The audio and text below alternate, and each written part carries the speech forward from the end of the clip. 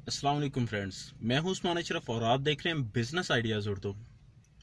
दोस्तों, इंग्लिश में कहा जाता है कि our eyes are in front because it is more important to look ahead than to look back. अगर लफ्जी तर्जमा इसका कर लें तो वो यूं बनेगा कि हमारी आंखें जो सामने रखी गई हैं, हमारे सामने हैं, वो इसलिए मकसद इनका ये है कि हम अपने सामने को देखें, ना कि अपने बैक को देखें। तो दोस्तों, इससे हमें एक लेसन मिलता है।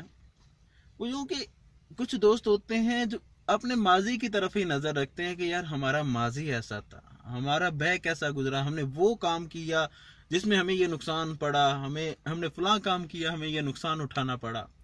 उस नुकसान की वजह से हम अपने मुस्तकबिल को और अपने हाल को जो है वो खराब कर रहे होते हैं, क्योंकि हमें नाकामी का डर रहता है कि जिस तरह हमें पास्ट में नाकामी हुई, हमें दोबारा फ्यूचर में वो नाकामी ना हो। जबकि अगर हम वही काम करें तो हम पहले से ज्यादा बेहतर अंदाज में कर सकते हैं, क्योंकि हमें कुछ नाकामियां हुई तो नाकामियों से हमने तजर्बा हासिल किया कि ये नाकामी हो सकती है, ये गलती हो सकती है। तो अब अगर हम करेंगे वही काम तो उसको अच्छे अंदाज में कर पाएंगे, बनिस्बत उस काम के कि हम इस काम को छोड़ करके कोई और काम स्टार्ट करें, क्योंकि और स्टार्ट करेंगे तो उसमें जाहिर बात है तजर्बा ना होने की वजह से कुछ नाकामियां उठाना पड़ेंगी। इसकी मिसाल कुछ यूं ले लें कि जैसे हाथी का बच्चा होता है ना, उसे बचपन में रस्सी के साथ बांध दिया जाता है, और जब वो बड़ा हो जाता है ना, फिर भी उसी रस्सी के साथ बांधा होता है, लेकिन वो रस्सी को तोड़ाता नहीं है। वजह क्या होती है?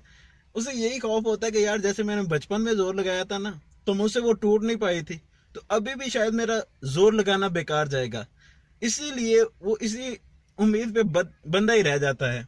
तो जबकि उसमें एक पावर आ चुकी होती है, जवान हो चुका होता है, अगर वो तोड़ाना चाहे तो तोड़ा भी सकता है। तो यही हाल कुछ हमारे इंसानों का भी बना होता है कि एक मरतबा उन्होंने नाकामी हासिल कर ली, तो अब दोबारा वो यही समझ रहे होते हैं कि जैसे हम दोबारा फिर नाकाम हो जाएंगे।